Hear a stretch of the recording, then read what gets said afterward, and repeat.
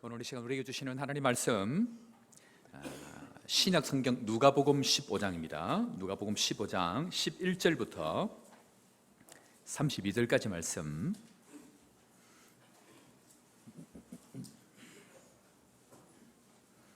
제가 가진 신약 성경 누가복음 15장 11절부터 32절까지 말씀 121면입니다. 누가복음 15장 11절부터 한 목소리를 함께 교독합니다.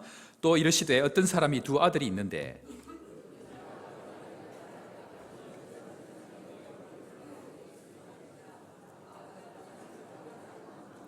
그 후 며칠이 안 되어 둘째 아들이 재물을 다 모아가지고 먼 나라에 가서 거기서 허랑방탕하여 그 재산을 낭비하여 하더니 가서 그 나라 백성 중 한 사람에게 붙여 가니 그가 그를 들로 보내어 돼지를 치게 하였는데 이에 스스로 돌이켜 이르되 내 아버지에게는 양식이 풍족한 품꾼이 얼마나 많은가. 나는 여기서 줄여 죽는구나.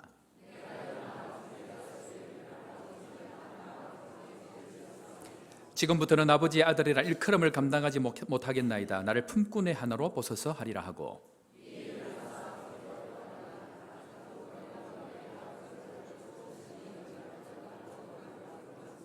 아들이 이르되 아버지, 내가 하늘과 아버지께 죄를 지었사오니 지금부터는 아버지의 아들이라 일컬음을 감당하지 못하겠나이다 하나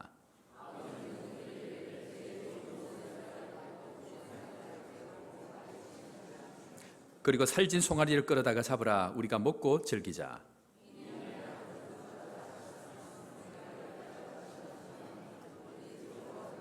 맏아들은 밭에 있다가 돌아와 집에 가까이 왔을 때에 풍악과 춤추는 소리를 듣고 대답하되 당신의 동생이 돌아왔음에 당신의 아버지가 건강한 그를 다시 맞아들이게 됨으로 인하여 살찐 송아지를 잡았나이다 하니 아버지께 대답하여 이르되 내가 여러 해 아버지를 섬겨 명을 어김이 없거늘 내게는 염소 새끼라도 주어 나와 내 벗으로 즐기게 하신 일이 없더니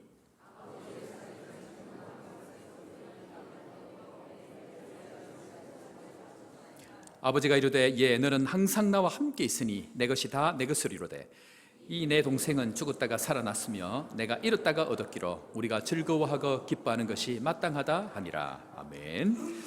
자, 보시는 이 그림은 폴란드 화가였던 렘브란트라는 사람이 그림을 그린 탕자의 귀환이라는 제목의 그림입니다. 영상이 아마 잘 보이는지 모르겠는데 아버지가 아들을 무릎 꿇고 있는 아들을 안고 있고 둘째 아들이죠. 둘째 아들을 안고 있고 또 옆에 서 있는 사람이 큰 형입니다. 그래서 이 렘브란트 사람은 당시 이렇게 보통 일반 사람들이 쓰지 않는 빛의 기법이라는 것을 사용을 해서 굉장히 탁월한 이 화면 가운데에 밝음을 드러내는 것으로 중요한 부위들을 이 빛을 통해서 빛의 어떤 효과를 통해서 그림의 어떤 효과들을 극대화시킨 굉장히 유명한 작가인데 이 사람이 그린 초상화 하나가 지금 그림 한 장에 1000억을 호가합니다. 그러니까 이 사람이 남긴 작품 중에 굉장히 탁월한 작품이 오늘 우리가 보고 있는 탕자의 귀환이다. 그 이야기를 합니다. 그런데 이 사람이 잘 나갔습니다. 탁월한 능력이 있는 사람이었는데 그런데 이 사람은 30세에 인기 있는 화가로서 당대에 굉장히 이름을 날리는 그런 사람이었습니다. 저에게도 빛이 들어왔습니다. 그런데 이 사람이 결국 마지막 30세가 지나면서 많은 활동을 하면서 파산을 했고 결국 죽기 전에 1669년도 죽기 1년 전에 바로 오늘 우리가 보았던 탕자의 귀환을 마지막으로 그리게 되는데 이 그림을 그리게 된 이유가 뭐냐면요, 첫 번째 아내와 결혼을 했는데 이 아내가 사별을 하게 됩니다. 그리고 두 번째 아내와 결혼을 했는데 역시 이 두 번째 아내에게서 낳았던 막내 아들 또 첫째 딸, 둘째 딸 이 다 죽고 결국 또 이 결혼했던 이 여인도 죽었을 뿐만 아니고 이전에 결혼했던 그 여인과 그 여인이 낳은 아이들까지 다 죽어버리게 되는 굉장히 고통스러운 그런 시간들을 지나면서 마지막으로 이 사람이 죽기 전에 그렸던 그림이 바로 아버지께 돌아간다는 이 탕자의 귀환이라는 그림을 그렸다라는 것입니다. 사랑하는 성도 여러분, 우리 인생 마지막은요 결국 어디로 돌아갑니까? 아버지께 돌아가는 것이 바로 우리의 인생이다라고 하는 것을 이 그림을 통해서 우리가 알 수 있다는 것입니다. 얼마 전에 등록한 성도 한 분이 계십니다. 세 가족인데요. 우리 교회 성도 한 분이 무려 35년 동안을 이분을 위해서 기도했다고 합니다. 그리고 우리 교회 전도 축제할 때마다 모셔서 나오시고 또 함께 하시고 했는데 35년 만에 얼마 전에 저희 교회에 등록을 하셨습니다. 할렐루야. 하나님께서 잃어버렸던 영혼을 돌아오게 하시는 역사가 우리 교회 가운데 있는 것 얼마나 감사한지 모르고, 또 우리가 우리 인생 가운데 해야 될 마지막이 무엇냐면요, 그것은 바로 주님께 돌아가는 것이다. 그 이야기를 합니다. 오늘 주님 앞으로 나온 사랑하는 우리 탕자 여러분들, 그리고 탕녀 여러분들, 주님 앞에 마음껏 돌아오시고 주님 앞에 회개의 열매가 풍성한 우리 교회 되기를 주의 이름으로 축원합니다. 지난주에 회개에 대해서 살펴보고 있는데요, 회개가 무엇입니까? 회개가 무엇이죠? 감사합니다. 기억을 못 해주셔서 회개를 한번 따라하겠습니다. 잃어버린 것을 찾는 것이 회개입니다.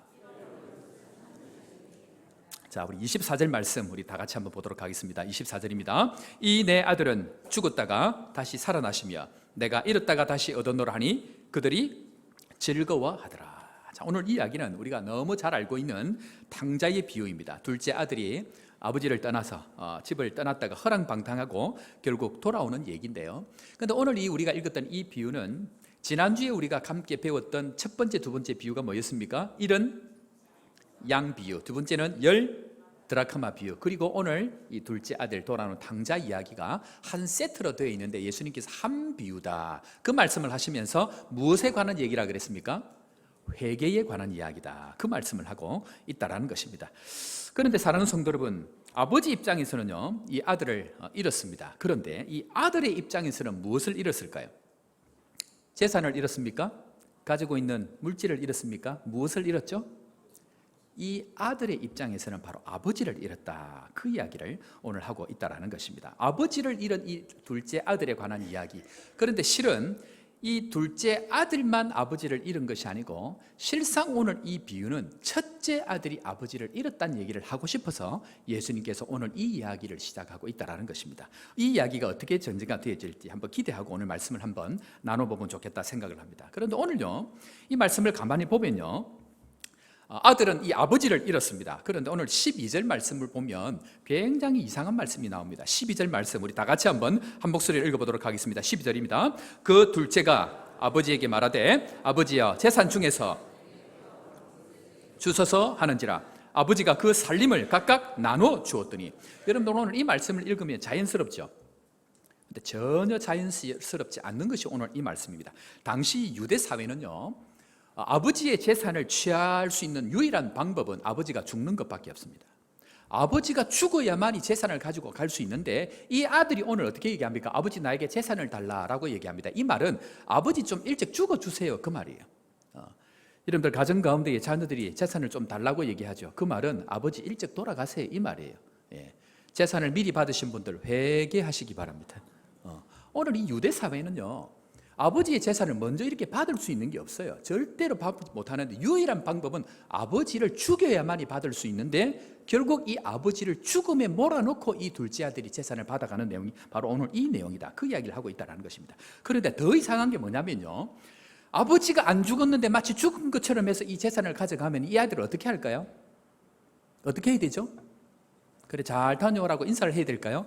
율법은 그렇게 얘기하지 않습니다. 율법은 전혀 다른 얘기를 하고 있습니다. 율법의 이야기는요, 이 패역한 아들, 또 방탕한 아들을 돌로 쳐 죽이라, 그렇게 얘기합니다. 우리 신명기 21장 20절 21절 말씀, 사마귀 준비가 다 있으니까 우리 다 같이 한번 읽도록 하겠습니다. 20절 21절 다 같이 봅니다. 그 성읍 장로들에게 말하기를 우리의 이 자식은 완악하고 패역하여 우리 말을 듣지 아니하고 방탕하여 술에 잠긴 자라 하면 그 성읍의 모든 사람들이 그를 돌로 쳐 죽일지니 이같이 그리하면 온 이스라엘 듣고 두려워하리라. 무슨 말입니까? 오늘 이 아들은요, 그냥 두면 안 되고 율법에 의하면 돌로 쳐 죽여야 되는 아들입니다. 그것이 바로 율법에서 아버지의 재산을 가져가는 아들에게 대하는 율법이 정한 법이 바로 그것이다, 그 이야기를 합니다. 그런데요, 오늘 이 아들은 재산을 당당하게 받아가면서 어떻게 합니까?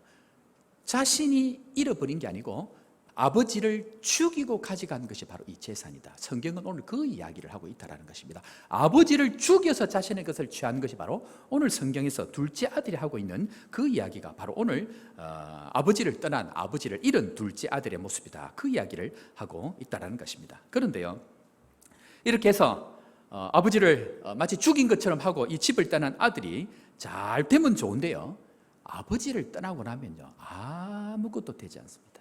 아버지를 잃어버리고 나면 우리 인생은 아무것도 되지 않는다라는 것을 오늘 성경은 우리에게 설명을 하고 있는데, 자, 집을 나간 아들이 결국 어떻게 됩니까? 성경 다시 한번 봅니다. 14절 15절 말씀인데요, 이 집을 나간 아들이 결국 어떻게 되는가? 14절 15절입니다. 다 없앤 후 그 나라에 크게 흉년이 들어 그가 비로소 궁핍한지라 가서 그 나라 백성 중 한 사람에게 붙여 사니 돌로보내어 돼지를 치게 하였더라. 사랑하는 성도 여러분, 전부인 아버지를 잃어버리게 되면요, 결국 우리는 아무리 좋은 것을 다 가지고 있어도 전부를 잃어버리게 되는 것이 이 세상의 법칙입니다. 왜냐하면 이 세상은 하나님께서 딱 정하셨습니다. 아버지를 떠난 세상은, 이 세상은 가시 엉겅기다, 가시 덤불과 엉겅기다라고 창세기 3장에 명확하게 정해놓고 있습니다. 그러면 이 아버지를 떠나고 나면 재산이 많으니까 뭔가 잘 될 것 같은데 그 마지막은 결국 전부 다를 잃어버리는 것이 이 세상의 법칙이다. 그 이야기를 하고 있다는 것입니다. 여러분, 21세기의 대혁명이라고 이야기하면 혹시 뭔지 아십니까? 21세기의 가장 유명한 개발품 뭘까요? 뭐죠? 핸드폰입니다. 핸드폰인데 이 핸드폰 중에서도 이 핸드폰을 새롭게 고안하고 창작해낸 애플사의 스티브 잡스라는 사람이 있습니다. 이 스티브 잡스는 시대, 이 21세기를 열었던 탁월한 사람 중에 한 사람으로 꼽는데요, 이 사람은 아마 제가 알기로 살아있을 때에 재산이 아마 제일 많았던 것으로 알고 있습니다. 그런데 이 사람이 마지막 죽을 때에 췌장암으로 이렇게 죽었는데, 마지막 죽을 때에 이 사람이 침대에 누워서 또 자기 친구들과 또 가족들이 다 누워 있는 가운데 마지막 숨이 꼴딱꼴딱 넘어갈 그때에 이 되어진 이야기를 이 친구가 책으로 기록한 마지막 이 기록에 관한 이야기입니다. 그런데 이 스티브 잡스가 마지막에 죽을 딱 그때에 평생 하나님을 모르고 살다가 딱 죽기 전에 그 수많은 재산들을 다 가지고 뭔가 다 될 줄 알았는데 50도 채 얼마 안 넘긴 그 나이에 이 사람은 췌장암으로 마지막 숨을 넘길 때에 눈이 스르르 감기려고 하는 그 마지막 순간에 눈이 갑자기 번쩍 뜨였습니다. 그리고 하늘 허공을 향해서 눈이 번쩍 뜨이면서 오! 와우! 오! 와우! 오! 와우! 이 세 마디를 마치고 죽었습니다. 이 스티브 잡스, 21세기를 열었다고 이야기하는 이 사람이 마지막 그 순간에 무엇을 본 것일까요?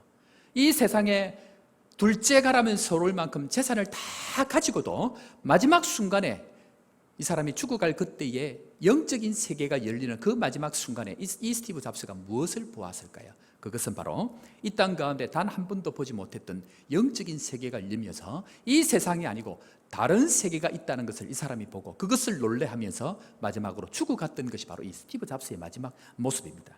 사랑하는 성도 여러분, 세상이요 다 가지면 내 뜻대로 될 것 같은데 성경은 명확하게 정해 놓았습니다. 하나님을 떠난 죄의 결과는 이 땅은 가시덤불과 엉겅퀴다, 그 이야기합니다.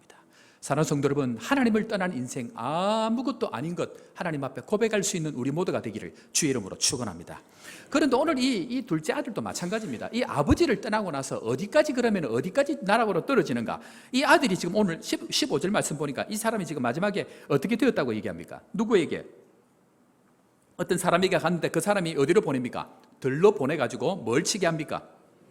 돼지를 친다. 여러분, 유대인에게 돼지는 어떤 의미인지 혹시 아십니까? 여러분들, 이슬람이 자꾸 이렇게 폭탄을 터뜨리니까 이 이슬람들을 폭탄을 터뜨리지 못하도록 고안한 것이 뭐냐면요, 돼지 피입니다. 그리고 폭탄이 터질만 한데 예, 돼지 피를 다 둬가지고 폭탄이 터질 때에 돼지도 피도 터지면 이 사람들이 피를 맞으면 어떻게 되냐면 지옥에 간다고 생각을 합니다. 돼지 피를 맞으면 지옥에 간다. 이것이 이슬람 사람들의 생각이기 때문에 이 중동에 있는 이 사람들에게 돼지는 굉장히 저주스러운 이 상태이고 저주를 받은 상태다. 그 생각을 하는 것이 바로 이 돼지입니다. 그런데 오늘 이 둘째 아들이 어디까지 갔다 얘기합니까? 돼지 우리까지 내려갔다. 그 얘기합니다. 한마디로 하나님을 떠나면요, 비참한 이루 말할 수 없는 그 지경까지 내려가는데, 문제는 이 사람이 돼지를 치는 것이 문제가 아니고 돼지에게 줄 뭐도 없고 쥐염 열매, 돼지 먹을 것도 없을 만큼 비참한 상황 가운데 있는 것이 바로 이 둘째 아들의 상황까지 가는데, 무엇을 잃어버리니까?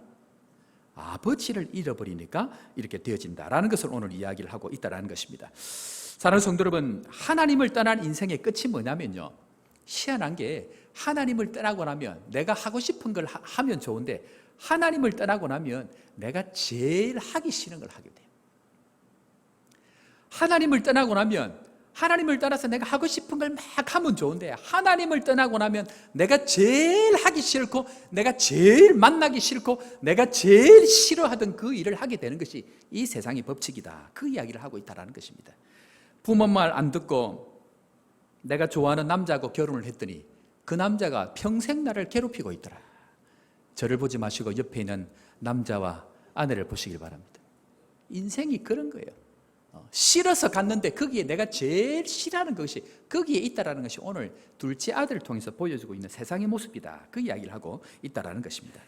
때문에 사랑하는 성도 여러분, 여기서부터 하나님의 은혜가 시작이 되는데, 희망이 뭘까요? 은혜가 뭘까요? 이 둘째 아들에게 희망이 뭐고 은혜가 뭐겠습니까? 그것은 바로 돌아갈 집이 있다라는 것입니다. 내 마음 가운데에 나를 반겨줄 아버지가 기억이 난다는 것, 내가 있어야 할 자리가 여기가 아니고 내가 돌아갈 곳이 있다라고 생각이 되어지는 것, 이것이 바로 희망의 시작이고 은혜의 시작이다. 성경은 오늘 우리에게 그 얘기를 하고 있다는 것입니다. 사랑하는 성도 여러분, 돌아갈 아버지가 있다는 것, 하나님 앞에 감사하는 여러분들 되기를 주의 이름으로 축원합니다. 제가 선교를 갈 때에 정신없이 갔습니다. 짧은 시간에 결정하고 짧은 시간에 훈련을 받고 갔는데, 그런데 한 목사님께서 전화가 왔습니다. 그러면서 목사님께서 하시는 말씀이, 목사님 잘 다녀오십시오, 잘 기다리겠습니다, 그 얘기를 했습니다. 그런데 제가 불현듯 제 마음에 무슨 말이 툭 튀어나오냐면, 목사님 제가 언젠지는 모르지만 15년쯤 지나서 내가 돌아올 그때에 목사님이 이곳에 계셔서 내가 마음이 안심이 됩니다 라고 불현듯 그 마음을 막 이야기를 했습니다. 전화상으로 이야기를 나눈 그 말이 진실이 되어져 가지고 그 목사님께서 지금까지 나를 기다려 주셨고, 그 목사님에게 이야기했던 그 이야기대로 제가 15년 만에 한국으로 나왔습니다. 제가 늘 얘기합니다. 입술의 고백은 삶의 고백으로 나타난다 이야기합니다. 우리가 돌아갈 곳이 있다는 것, 누군가 나를 기다려주는 사람이 있다는 것, 그것이 바로 은혜다. 성경은 그 이야기를 합니다. 사랑하는 성도 여러분, 은혜가 뭐냐? 은혜는요, 내가 어디에 있는지를 아는 것, 은혜가 무엇인가, 내가 뭐가 없는지를 아는 것, 은혜가 무엇인가, 내가 잃은 것이 무엇인지를 아는 것, 그것이 바로 은혜다. 그 이야기를 하고 있다는 것입니다. 내가 어디에 있습니까? 내가 지금 세상 가운데, 돼지 우리 가운데 있다는 것을 깨닫고 아버지 집 밖에 있다는 것을 깨닫게 되는 것, 그것이 바로 은혜라고 이야기합니다. 내가 뭐가 없습니까? 지금까지 다 가졌는데 아버지가 나에게 없다는 것을 깨닫게 되는 것, 그것을 은혜라고 이야기합니다. 내가 지금 뭘 잃었습니까? 돈을 잃었습니까? 물질을 잃었습니까? 딴 것을 잃은 것이 아니고 아버지를 잃었다는 것을 아는 것, 그것이 바로 하나님의 은혜다. 그 이야기를 하고 있다는 것입니다. 사랑하는 성도 여러분, 오늘 이 시간 성령의 깨닫게 하시는 은혜로 말미암아 딴 것이 아니고 무엇을? 하나님 아버지가 나에게 있다는 것을 깨닫게 되는 은혜가 여러분들에게 있기를 주의 이름으로 축원합니다. 그렇다고 하면요, 회개의 조건이 뭘까요? 주님 앞에 우리가 회개의 방향으로 주님 앞에 나아가야 되는 이 회개의 조건이 무엇인가? 한번 따라하겠습니다. 회개의 조건은 나에게 자격이 없다는 것입니다. 회개의 조건은요, 나에게 뭔가 있는 게 아닙니다. 회개의 조건은 유일하게 조건이 있다고 하면 나에게 자격이 없다는 것을 깨닫게 되는 것, 바로 그것을 이야기합니다. 우리 18절, 19절 말씀 우리 다 같이 한 번 더 읽도록 하겠습니다. 18절, 19절이면 다 같이 봅니다. 내가 일어나 아버지께 가서 이르기를, 아버지, 내가 하늘과 아버지께 죄를 지었사오니 지금부터는 나를 품꾼의 한으로 보소서 하리라. 회개가 뭐냐면요, 일단 회개는 지난주에 제가 말씀을 드렸습니다만 회개는 제가 할 수 있는 게 아닙니다. 내가 뭔가를 할 수 있는 게 아니고 하나님께서 은혜를 주셔야만이 할 수가 있는데, 그러나 중요한 것은 회개를 하기 전에 전제 조건이 뭐냐면요, 내가 자격이 없다라는 것을 깨닫는 거. 나는 자격이 없어. 나는 아버지께로 돌아가서 아버지의 아들이라고 부를 만한 자격이 없어라고 이야기를 마음 가운데 깨닫게 되고 결심하게 되는 것, 바로 그것이 하나님 앞에 회개로 나아가는 조건이다. 그 이야기를 하고 있다라는 것입니다.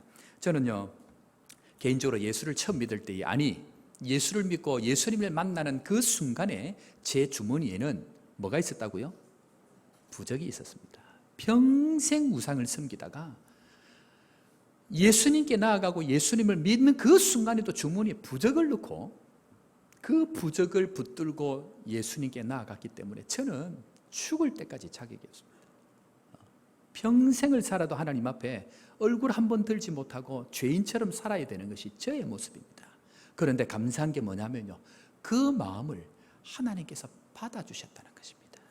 자격이 없는 마음, 감히 하늘을 우러러 쳐다보지 못하는 그 마음을 주님께서 받아주시는 은혜가 있었기 때문에 제가 오늘 주님 앞에 나와서 하나님의 이름을 부를 수 있는 이 영광됨을 주님께서 허락해 주셨다. 저는 그것을 믿습니다. 우리 모두에게 자격이 없다라고 고백하고 주님 나를 품꾼의 하나로서 주옵소서라고 주님 앞에 감사하고 기도하는 우리 모두가 되기를 주의 이름으로 축원합니다. 그런데 하나님 앞에 이 자격이 없다는 것을 고백할 때 주님께서 반드시 세 가지를 회복을 시키십니다. 그 첫 번째가 무엇인가? 따라합니다. 자격을 회복시키십니다. 자격 없는 자에게, 원래는 우리가 아버지를 죽이고 마치 죽인 것처럼 아버지에게 재산을 가지고 와서 아버지를 죽인 것처럼 하고 왔는데, 주님은 우리를 어떻게 합니까? 가락지를 끼우고 옷을 입혀가지고 아버지의 아들로 우리를 다시 한번 자격이 있도록 우리를 만들어주신다. 그 이야기입니다. 두 번째 따라합니다. 관계를 회복하십니다. 아버지께 자격이 없다고 얘기하니까요, 이 아버지는 거리가 먼데도 동구밭에 나와가지고 아들을 보니까 쫓아나와가지고 어떻게 합니까? 아들을 끌어안고 입을 맞추고, 여러분들 종에게 이렇게 할까요? 자녀에게만 이 얘기를 합니다. 자녀에게만 누려지는 축복이 바로 이것인데, 오늘 주님께서는 아버지와 아들의 관계를 회복하고 있다. 그 얘기를 합니다. 마지막 따라합니다. 자리의 회복입니다. 주님은 우리가 돌아갈 그때에 주님께서 우리를 부르셔서 잔치자리에, 그 잔치자리 중에서도 아버지 바로 옆자리에 그 자리를 회복하시는 것이 바로 우리가 주님 앞에 회개하고 자격이 없다고 이야기할 그때에 회복하는 것이 바로 이 세 가지의 회복, 즉 자격의 회복, 관계의 회복, 그리고 자리의 회복, 이 세 가지를 회복하시는 은혜가 우리에게 있다라는 것을 우리에게 보여주고 있다는 것입니다. 사랑하는 성도 여러분, 잃었던 아버지를 찾음으로 말미암아 이 자격의 회복, 또 자리의 회복, 그리고 관계가 회복되는 은혜가 우리 모두에게 있기를 주의 이름으로 축원합니다. 감사할 게 뭐냐면요, 진짜 감사할 게 뭐냐면요, 돌아갈 아버지가 있다는 것. 저는 이 설교를 준비하면서 우리 거제가 또 보이는 거예요. 우리 거제가 어땠습니까? 물질이 있으면 다 될 줄 알았거든요. 물질이 있으면 다 될 줄 알고 IMF 시절을 지나면서 어렵고 힘든 거 모르고 마음껏 누리고 살았는데, 하나님께서 또 어려운 상황 가운데 우리를 어떻게 보면 돼지 우리에 사는 것처럼 돼지 쥐염 열매도 먹을 것이 없어 어려워하는 그런 상황들을 지나게 하시지만, 그럼에도 불구하고 주님 앞에 감사한 게 뭐냐면요, 돌아갈 아버지가 있고 기억나는 아버지가 있고 회복시켜줄 하나님 아버지가 오늘도 우리 가슴 속에 있다는 것, 이것 자체가 우리에게 얼마나 감사한지 모릅니다. 사랑하는 성도 여러분, 어렵고 힘든 가운데 있지만 모든 것을 회복하실 그 하나님께서 오늘도 우리를 찾아와 주시고 우리를 건져주시고 우리를 그 돼지 우리에서 이끌어 주실 그 하나님 아버지가 나의 아버지임을 믿으시고 주님 앞에 감사하고 주님 앞으로 나아가는 은혜가 있기를 주의 이름으로 축원합니다. 그런데 오늘요, 우리가 마지막으로 기억해야 될 것이 뭐냐면, 오늘 주님께서는 그러면은 오늘 왜 이 이야기, 왜 이 회개의 이야기를 하면서 진짜 우리에게 하고 싶었던 이야기가 무엇이냐는 것을 오늘 말씀을 하고 있는데, 한번 따라하겠습니다. 진짜 회개가 무엇인가 한번 따라하겠습니다. 회개는 아버지의 기쁨에 함께 하는 것입니다. 진짜 회개는요, 내가 아버지께 돌아가는 게 아니에요. 내가 아버지께 돌아가는 것은 아버지가 하는 거예요. 중요한 것이 무엇이냐? 진짜 회개는 무엇인가? 아버지가 기뻐할 그것을 나도 기뻐할 수 있는 사람이 되는 것. 아버지가 잔치를 베풀 때에 나도 함께 박수 칠 수 있는 사람이 되는 것. 아버지가 기뻐하고 즐거워하는 그것에 동참해서 내가 그것에 기뻐하는 그 마음을 함께 할 수 있는 것이 바로 회개다라는 것을 이야기하기 위해서 오늘 이 비유 세 개를 설명하고 있다라는 것입니다. 오늘 7절, 10절, 32절 말씀이 있는데 다 동일한 말씀입니다. 제가 7절, 10절 제가 한번 잠깐 보여드립니다. 7절입니다. 가만히 보니까 뒤에 보니까 의인 99으로 말미암아 기뻐하는 것보다 더하리라. 10절 한 사람이 회개하면 하나님의 사자들 앞에서 기쁨이 되느니라. 32절 다 같이 봅니다. 32절입니다. 내 동생은 죽었다가 살아났으며 내가 잃었다가 얻었기로 우리가 즐거워하고 기뻐하는 것이 마땅하지 아니하냐. 이게 결론인데 무슨 말이냐면요, 내가 기쁜데 너는 왜 안 기쁘냐 그 얘기입니다. 나는 기쁘고 즐거운데 너는 왜 안 기쁘냐 그 얘기를 주님께서 이야기를 하고 있는 내용이 바로 회개에 관한 이야기다. 그 이야기를 하고 있다는 것입니다. 그런데 오늘 정작 아버지는 기쁜데 오늘 가만히 보니까 아버지께서 둘째 아들이 돌아오고 난 이후에 잔치를 벌였습니다. 잔치를 벌일 때 누굴 불렀을까요? 벗도 부르고요. 또 누굴 불렀습니까? 종들도 다 불렀습니다. 종도 부르고 친구도 부르고 다 불렀는데 유일하게 한 사람 안 기뻐하는 사람이 있습니다. 누굽니까? 첫째 아들. 오늘 주님 앞에 나오신 모든 첫째 아들 되시는 여러분들 회개하시기 바랍니다. 저의 잘됨을 기뻐해 주시기 바랍니다.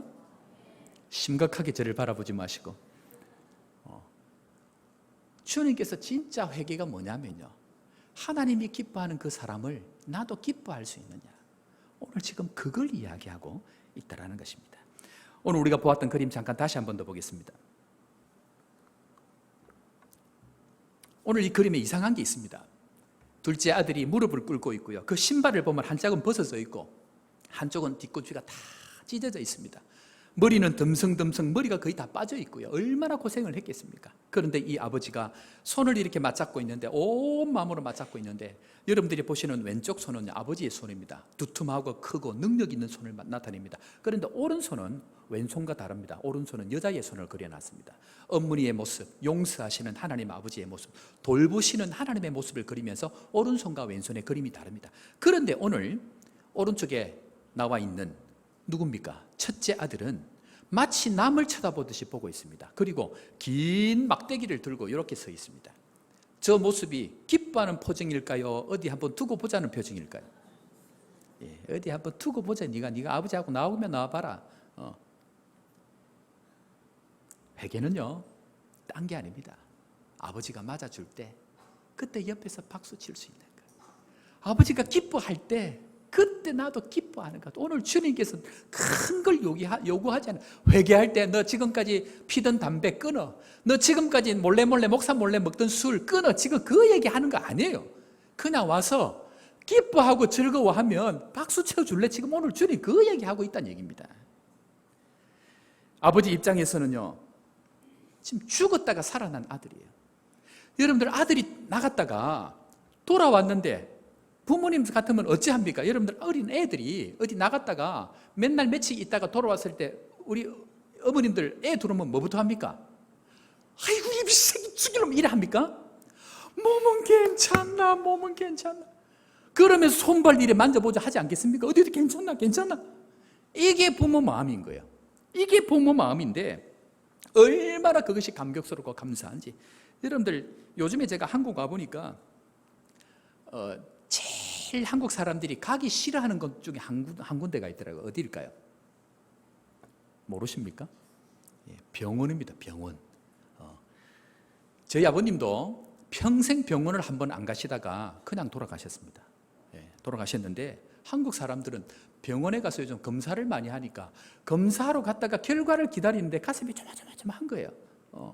그러니까 병원에 가서 결과를 기다리는데 이게 심장이 두근두근 하는데, 오늘 이 아버지는요, 이 아들이 나갔다가 지금 허랑방탕하고 운대감도 없고 그렇게 있다가 아들이 오늘날 돌아왔는데 오늘 뭐라고 얘기합니까?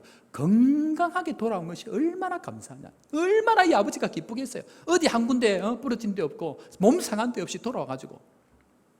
그런데 문제는 옆에 있는 이 아들은 안 기쁘다는 거예요. 저는 개인적으로 성도들이 나오시다가 혹시 한 번씩 시험에 들 때가 있지 않습니까? 가끔씩 드는 시험은 건전한 스포츠다. 제가 그 얘기했습니다. 가끔씩 시험에 들어야 됩니다. 시험이 안 들면 그 사람은 사람이 아니문이다. 베드로도 시험이 들고요. 시험이 듭니다. 그런데 시험에 들었다가 또 하나님 은혜를 주셔서 이렇게 돌아오면 이제 이 성도가 이렇게 앞에 앉아 있으면 지금 앞에 앉아 있어요. 내가 얼마나 기분이 좋은지. 여러분들 모를 거예요. 이게 시험에 들었다가 돌아오는 성도들을 보면 내 마음이 일주일 내도록 기분이 좋아요. 근데 내가 기분이 좋은데 저 목사가 멋이 저래 기분이 좋다 하면 내가 별로 기분이 안 좋아. 떠났다가 시험 들었다가 돌아온 성도들을 보면 내 마음이 일주일 내도록 기분이 좋은 거예요. 얼마나 기분이 좋은지. 이게 바로 하나님 마음인 거예요. 하나님 아버지가 이 마음인 거예요. 오늘 아침에 이 얘기 안 하려고 그랬는데 오늘 아침에 제가 이렇게 목양실에 있다가 이제 아침에 제가 주일 아침에는 각 부서들을 쭉 한 번씩 다 돌아보거든요. 잘 계신지 별일 없는지 안부도 전하고 인사도 하고. 그런데 이제 가만히 보니까 복도를 걸어가는데 저기서 어떤 여자 한 분이 막 춤을 추는 거예요. 일을 하면서. 그래서 내가 가만히 보니까 누군가 가서 보니까 반모 철현 집사님입니다.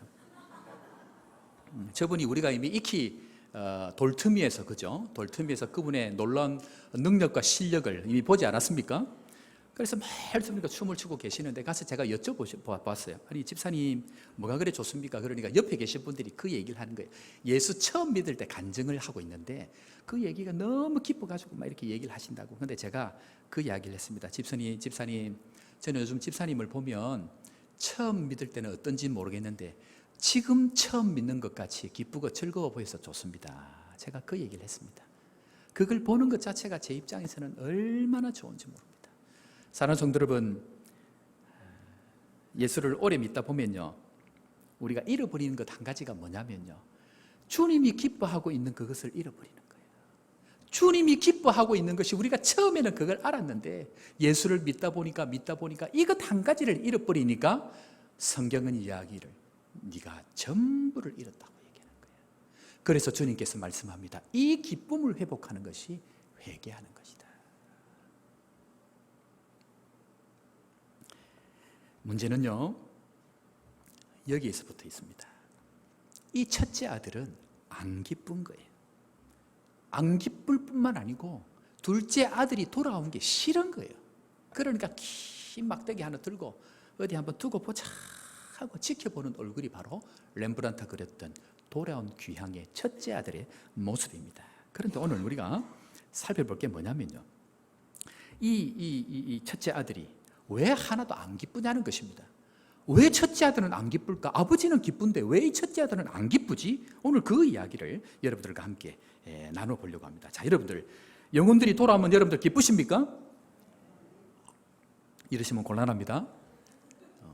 안 기쁜 사람들은 오늘 왜 안 기쁜지 말씀을 통해서 본인 스스로를 한번 점검할 수 있기를 바랍니다. 첫 번째로요, 왜 첫째 아들은 안 기쁘고, 오늘 이 비유는 바리새인과 서기관들을 향해서 얘기를 하고 있는데 왜 안 기쁘냐 이 사람들이. 첫 번째로요, 이 첫째 아들은 아들로서가 아니고 종으로 살았기 때문에 그러합니다. 무슨 말이냐? 자, 29절 말씀을 한번 봅니다. 다 같이 봅니다. 29절입니다. 아버지께 대답하여 이르되 내가 여러 해 아버지를 섬겨 명을 어김이 없거늘 내게는 염소 새끼라도 주어 나와 내 벗으로 즐기게 하신 일이 없더니, 오늘 이 첫째가요 여러 해를 아버지를 섬겼다 이 표현을 합니다. 여러분들 여기서 섬겼다는 이 표현은 보통 우리가 종으로 얘기할 때는 둘로스를 얘기합니다. 헬라로 둘로스인데 여기서 이게 섬겼다라고 이야기하는 표현은 둘료라고 얘기해가지고 섬겼다, 종처럼 섬긴 것을 얘기합니다. 이 지금 첫째 아들이 종입니까? 아들입니까? 아들인데 이 아들은요 아들로서 살은 것이 아니고 뭐로 살았다는 얘기입니까? 종으로 살았다, 그 이야기를 하고 있다는 것 뿐만 아니고 내가 종으로 하나님 앞에, 아버지 앞에 명을 어김이 없이 명령을 주고받는 관계로 지금까지 아버지를 계산하고 살았다는 얘기예요. 그러니까 그 가운데 기쁨이 있겠습니까? 없겠습니까? 기쁨이 없다라는 거예요. 아들이 아니고 지금 종으로 살아버렸기 때문에 이 아들 가운데에 뭐가 있었냐면 날마다 계산을 하는 거예요. 내가 이만큼 했으니까 아버지가 나중에 이만큼을 줘야 돼. 종으로 사니까 날마다 계산하고 있는 거예요. 아버지와 아들과의 관계는 계산합니까? 계산을 안 하거든요. 아버지께 내 거고 내게 아버지 거고. 물론 안 그런 집도 있습니다만은 아버지께 내 거고 내게 아버지께 정상적인 관계인데 오늘 이 아들은 날마다 종으로 명령하는 대로 계산하고 살았다는 거예요. 교회 일할 때 가만히 보면요 계산하고 사는 사람들이 있어요. 그 사람들에게 계산 잘 해야 됩니다. 문제는 뭐냐면 그 가운데 기쁨이 없습니다. 계산하고 살아가는 사람들에게 나타나는 특징이 뭐냐면요, 그 가운데 기쁨이 없어요. 왜? 아들로서 살지 않고 자녀로서 살지 않고 종으로 살면요, 반드시 그 가운데는 계산하게 되고 계산의 끝은 기쁨이 사라집니다. 한마디로 고용관계로 생각하고 살았다, 그 이야기를 하고 있다는 것입니다. 본인 스스로 오늘 그 고백을 하고 있다는 것입니다. 내가 이만큼 하면 아버지가 이만큼 챙겨줘야 되고, 내가 이만큼 수고를 하니까 아버지는 나에게 이만큼을 챙겨줘야 된다는 생각이 그 가슴 가운데 있으니까 아들이 오니까 지금 어떻게 됩니까? 나의 몫이 또 없어진다고 생각을 하니까 불편한 거예요. 계산을 하는 거예요. 그런데 사실은요, 오늘 이 아들의 이야기가 너무 기가 막힌 얘기입니다. 왜 그럴까요? 왜 그렇죠? 오늘 12절에 가보면요, 굉장히 놀라운 이야기를 합니다. 둘째 아들이 유산을 가지고 나아갈 때 둘째 아들 때문에 이 아버지가 죽은 바 다름없는 생명이라 그랬습니다. 아버지를 죽어야만이 재산을 가져갈 수 있거든요. 그런데 오늘 12절을 보니까 그 유산을 둘째 아들에게만 준 게 아니고 첫째 아들에게도 이미 다 줬습니다. 12절 말씀 봅니다. 다 같이 봅니다. 12절입니다. 그 둘째가 아버지에게 말하되 아버지여, 재산 중에서 내게 돌아올 분깃을 내게 주소서 하는지라. 아버지가 둘째 아들에게 재산 나눠줄 때에 오늘 뭐라고 얘기합니까? 각각 이미 이 아들은요, 자기 재산 다 받은 거예요. 자기 재산을 아버지가 유손을 이미 죽었다고 방불할 만큼 이 아버지가 자기 목숨 내놓고요. 여러분 생각을 해보십시오. 율법을 어기면 어떻게 된다고요? 돌로 쳐 죽이는 거예요. 돌로 쳐 죽이려고 사람들이 왔을 때 이 첫째 아들과 둘째 아들에게 유산을 나눠줄 때에 이 아버지가 이 돌을 다 맞았을까요? 아니면 그냥 내버려 뒀을까요? 율법을 어겨가면서까지 이 아버지는 아들들을 살린 거예요. 날라오는 그 돌, 율법을 어기면 아들이 있는지 아버지 있는지 전부 다 죽여야 돼, 당신은. 그런데 그 모든 것을 이 아버지가 다 커버하고 나눠줄 은혜들을 이미 다 나누어줬는데, 내가 받은 은혜를 모르고, 내가 받은 축복을 모르고, 내가 누릴 특권들을 모르고 뭐합니까? 평생 종처럼 사는 거예요. 사랑하는 성도 여러분, 여러분들은 종이 아닙니다. 사랑하는 성도 여러분, 우리는 종이 아닙니다. 내가 뭔가를 했기 때문에 뭔가를 얻는 것이 아니고요, 이미 하늘의 놀라운 능력과 보화들을 다 주기로 약속한 하나님의 자녀인 줄 믿으시기를 주 이름으로 축원합니다. 이것이 우리가 누릴 수 있는 하나님의 특권이요, 이것이 주님께서 우리에게 주신 놀라운 하나님의 축복이요. 그런데 우리는 계산을 잘못하니까 날마다 평생 세상 가운데 뭔가를 해야 없는 이 세포 속에 있는 주종의 관계, 세포 속에 있는 일을 해야만이 얻을 수 있는 이것이 배어 있으니까 하나님께서 거둬주시는 은혜를 모르고 오늘도 내가 뭔가를 해야 없는 것처럼 생각을 한다는 겁니다. 제가 어디 출장을 가려고 하는데 장로님들이 그럽니다. 목사님, 왜 청구를 안 합니까? 그래요. 내가 무슨 말입니까? 그랬더니, 아니 목사님, 어디 출장을 가고 하면 교회 이렇게 청구를 하고 담임 목사님이니까 당연히 우리가 스포트를 합니다, 그 얘기를 하는 거예요. 제가 그랬습니다. 저는 그런 거 있는 줄 몰랐습니다. 그래서 나는 지금까지 제 돈으로 다 했거든요. 내가 그때 알았는데 신세계가 열리는 거예요. 아, 그렇구나. 아, 이게 담임 목사구나. 평생 담임 목사를 안 해봐가지고 제가 이래요. 새로운 세상을 열어주신 장로님들 감사합니다. 그래 혼자 저는 이 담임 목사 이거 이렇구나, 이게 내가 왜 이러고 있는 그 생각을 했는데, 알고 보니까 교회에서 다 협력하고 목사님 마음껏 하십시오, 장로님들 그래 생각해. 제 혼자 인생이 왜 이렇노, 내 인생이 왜 이렇노. 바보라 바보. 물어보면 되는데, 아버지 재산 주셨죠? 한마디만 하면 되는데, 아버지 저게 내 거지요? 저 뒷산 저거 내 거지요? 이 말만 물어보면 내 마음대로 가는데, 선을 딱 그어놓고 아버지 거 생각하고 한 번도 구한 적이 없다. 그리고 아버지 시키는 것만 하니까 뭐라고 얘기합니까? 아버지 이럴 수 있습니까? 아들이 오니까 송아지 잡아주네. 내한테는 염소 새끼 하나 안 잡아줬는데 뭐라 그러노? 네 거다. 뭐라 그러노? 그 염소 새끼 네 거다, 네 거. 지금 이미 다 줬다, 네 거다, 네 거. 사랑하는 성도 여러분, 주께서 말씀합니다. 너희가 얻지 못하면 구하지 아니하며, 너희가 얻지 못하면 구하지 아니하며. 이미 하늘의 놀라운 보아들, 그 아들까지 주신 예수 그리스도가 왜 우리가 구하는 거 주시지 않겠습니까? 하나님 앞에 구해서 하나님께서 주시기를 원하시는 그 놀라운 은혜들을 다 받아 누리는 믿음의 성도 되기를 주 이름으로 축원합니다. 우리가 버려야 될 게 뭐냐면 이 종의식, 이 종의식을 버릴 그때에 하나님 앞에 놀라운 은혜들을 경험할 수 있다는 것입니다. 우리는 종이 아닙니다. 우리는 자녀이고 우리는 아들입니다. 우리는 종이 아닙니다. 내가 일한 것만큼 얻는 것이 아니고요, 일을 하지 않아도 이미 다 주기로 작정한 하나님의 자녀들, 바로 그 모습이라는 것입니다. 그런데요, 악한 게 뭐냐면요, 악한 것은 자꾸만 두고 보자 그럽니다. 여러분들 부부 싸움 할 때 어떻게 합니까? 내가 두고 보니까 오늘 세 번째다. 그죠? 두고 보니까 내가 지금 세 번째다 지금. 목사 너 한번 두고 보자. 장로 너 한번 두고 보자. 어쭈 권사 너 한번 두고 보자. 두고 보자가 악한 거예요. 수근수근 거리는 사람들이 왜 악하다고 얘기하냐면요, 결국 이 사람들이 예수님의 십자가에 못 박아요. 수근수근 거리는 것이 결국 쌓여가지고 십자가에 못 박는 것이 수근거리는 사람이에요. 왜냐하면 이 사람들은 자녀가 아니고 뭡니까? 종이란 얘기죠. 종이 될 때 무슨 일이 생기는 줄 아십니까? 종이 될 때에 어떤 모습이 생기는 줄 아십니까? 종이 되면요, 결국 하나님의 은혜의 집에 거하지 못하게 된다. 그 이야기를 하고 있다는 것입니다. 자, 오늘 말씀을 우리가 한 번 더 볼 텐데, 요한복음 8장 35절 한번 봅니다. 요한복음 8장 35절, 종은요 누리지 못하는 게 있습니다. 자, 자막 준비가 되어 있을 겁니다. 요한복음 8장 35절, 자, 다 같이 한번 읽어봅니다. 자막 준비되어 있습니다. 8장 35절입니다. 종은 영원히 집에, 사랑하는 성도 여러분, 첫째 아들처럼 집 밖이 아니고 집 안에 거하기를 주의 이름으로 축원합니다.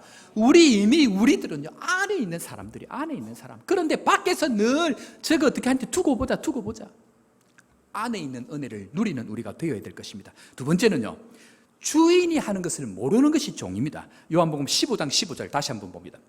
다 같이 봅니다. 15절 다 같이, 이제부터는 너희를 종이라 하지 아니하리니 종은 주인이 하는 것을 알지 못함이라. 까지만 보겠습니다. 사랑하는 성도 여러분, 종은요 주인이 뭐 하는지 몰라요. 종은요 하나님이 어디로 가는지 몰라요. 그런데 아들은 보이게 되고, 아들은 들리게 되고, 아들은 깨달아지고, 그래서 아버지가 하려고 하는 것을 다 깨닫고 난 이후에 아버지와 함께 그 기쁨을 누리게 되는 것이 바로 아들이 누리게 되는 축복인 줄 믿으시기를 주의 이름으로 축원합니다. 주님은 오늘 우리에게 이것 주기 위해서, 주님은 오늘 우리에게 이것 깨닫게 하기 위해서 주님께서 오늘 이 회개의 비유를 말씀하시고 있다. 그 이야기를 하고 있다는 것입니다. 사랑하는 성도 여러분, 회개한 자녀들의 중요한 징표가 무엇인가? 그것은 바로 하나님 아버지가 기뻐하는 것에 나도 기뻐할 수 있느냐. 하나님께서 영혼들을 보내어서 영혼들을 하나님의 사람들로 세워갈 때에 실수하고 과거에 있는 악함들이 있고 부족함이 있다 할지라도 그 사람을 하나님의 자녀로, 나의 형제로 기뻐할 수 있는 사람, 그 사람이 바로 회개한 사람이다. 그 이야기를 하고 있습니다. 사랑하는 성도 여러분, 가야 하는데 길이 막혔습니까? 주님 앞에 돌아오기를 바랍니다. 최선을 다해서 살았는데 코너에 막혔습니까? 주님께로 돌아가야 할 시간입니다.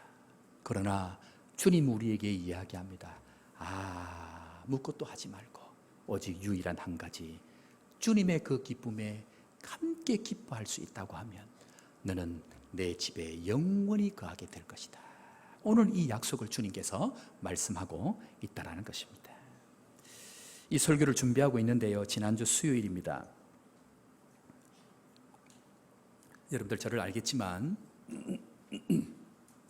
저는 수요 예배 때 단 한 번도 앉아서 예배를 준비한 적이 없습니다.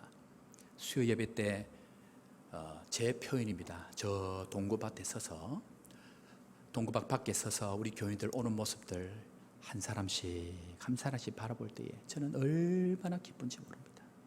여기 앉아서 교인들을 만난 것 자체가 제가 답답한 거예요.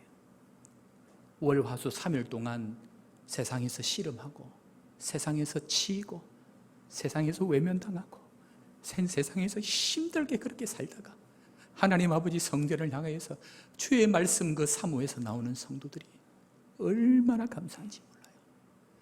지난주에는 저기 있어서 오시는 분들 인사하고 손도 잡아주고, 오시는 분들 제가 손 잡을 때, 제가 인사할 때 여러분들 뭐 경험해 보셨지만 제가 한 손으로 이렇게 안 합니다. 얼마나 반가운지 제가 꼭 두 손으로 합니다. 어떤 분들은 어깨도 내가 한번 두드려 드리고, 어떤 분은 내가 와락 안고 싶은데 또 요새 미투 이상한 이런 소리 할까 싶어서 그렇게는 못하고 얼마나 감사한지 몰라요. 그래, 지난주에는 저기 이제 밑에서 올라오시는 분들 계시니까 계단 위에서 이쪽을 바라보면서 이렇게 서 있는데 교인들이 막 차를 타고 막 올라오는데, 쫓아 올라오는데요, 부부가 함께 이렇게 올라오면서 쫓아 올라오는데 제가 그걸 보면서 눈물이 나는 거예요. 주님, 세상에 최선을 다해 살다가 아버지 그 품을 향해서 달려오는 그 주님, 아버지 그 품을 향해서 달려오는 그 모습이 마치 집을 떠난 둘째 아들이, 아니 첫째 아들이 그 아버지의 기쁨을 회복하고 마치 돌아오는 것 같아가지고 내가 그걸 보면서 얼마나 감격스러워. 하나님 아버지, 우리 교회가 이런 교회가 되게 해주옵소서. 하나님께 돌아가는 사람들이 많을 수 있도록, 아니 주님께서 우리에게 사람들을 보내주실 때에 그들을 마음껏 기뻐하고 주님의 기쁨에 함께 박수치고 늦게도 용납하고 허물이 많아도 덮어주고 함께 더불어 주님과 함께 기뻐할 수 있는 그런 교회가 될 수 있도록 하나님 우리 교회를 축복하여 주옵소서. 그 하나님 아버지의 마음이 느껴져서 제가 한참을 울었습니다. 사랑하는 성도 여러분, 저는 원래 오늘 이 시간 돌에 맞아 죽어도 마땅한 사람입니다. 오늘 죽어도 이한이 없고 율법으로는 많은 사람들이 돌을 들어 쳐 죽여도 당당한 사람인데 십자가의 보혈 때문에 오늘도 주님 나에게 생명 주시고 오늘도 그 주님의 잔치에 함께할 수 있는 이 은혜를 주신 그 크신 하나님의 사랑이 있기 때문에 오늘도 주님 앞에 나와서 예배하는 것, 이것 한 가지가 저에게는 감격이고 감동이고 감사입니다.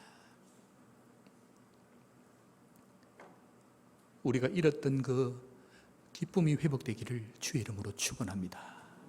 주님께서 오늘 우리에게 원하시는 것은 딴 것을 하라는 것이 아니고 그 일에 주님이 함께하는 그 천국 잔치에 함께 기뻐할 수 있는, 형제를 형제로 인정하고 하나님의 자녀를 하나님의 자녀로 인정할 수 있는 믿음의 사람이 되게 해달라는 그 기도, 그 바람, 그 간구가 바로 주님의 십자가, 회개를 향한 주님의 마음이다. 그 이야기를 하고 있습니다. 사랑하는 성도 여러분, 주님 앞으로 돌아가는 우리 모두가 되기를 주의 이름으로 축원합니다.